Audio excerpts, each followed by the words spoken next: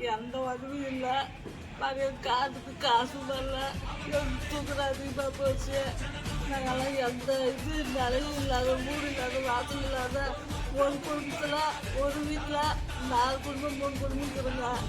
எங்களுக்கு எந்த உதவியும் செய்ய மாட்டேறாங்க. நாங்கள் ஓட்டு போடுனாங்க.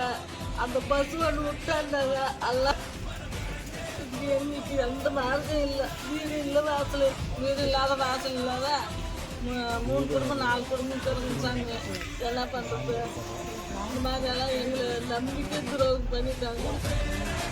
எங்களுக்கு யாரும் நல்லா செய்வாங்க பாரு. எங்கள் நிலமெல்லாம் பாரு.